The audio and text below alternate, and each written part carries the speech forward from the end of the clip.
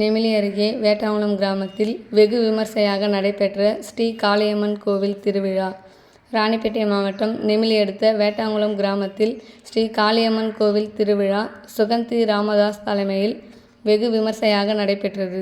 வேட்டாங்குளம் ஊராட்சி மன்ற தலைவர் சாந்தி ரவி, ஊராட்சி மன்ற துணைத் தலைவர் கவிதா சிவகுமார் முன்னிலை வகித்தனர். கோவில் அறங்காவலர் சிவஞானமூர்த்தி வரவேற்புரை வழங்கினார்.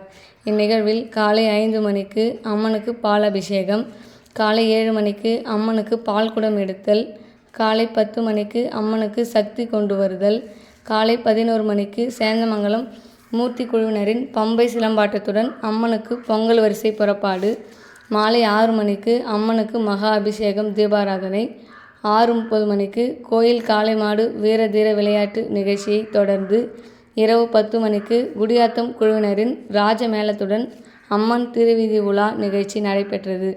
மாலை 6 மணி முதல் இரவு 10 மணி வரை சிறப்பு அன்னதானம் நிகழ்ச்சி நடைபெற்றது. இதில் நாட்டாண்மை பொன்கோ சங்கர், பெருதனம் மணி, காசாளர் பாலகுரு, கோயில் பிள்ளை முத்துகிருஷ்ணன், விழா குழு உறுப்பினர்கள் குமரேசன், ரமேஷ், வில்வநாதன், ரோசி, படவேட்டான், கோயில் பூசாரி பெருமாள் மற்றும் வேட்டாங்குளம் ஊர் பொதுமக்கள் சார்பில் ஸ்ரீ காளியம்மன் கோவில் திருவிழா வெகு விமர்சையாக நடைபெற்றது. திருத்தணி, காஞ்சிபுரம், சென்னை, ராணிப்பேட்டை, ஆற்காடு, பெங்களூர் ஆகிய ஊர்களில் இருந்து வந்த ஏராளமான பக்தர்கள் சாமி தரிசனம் செய்தனர்.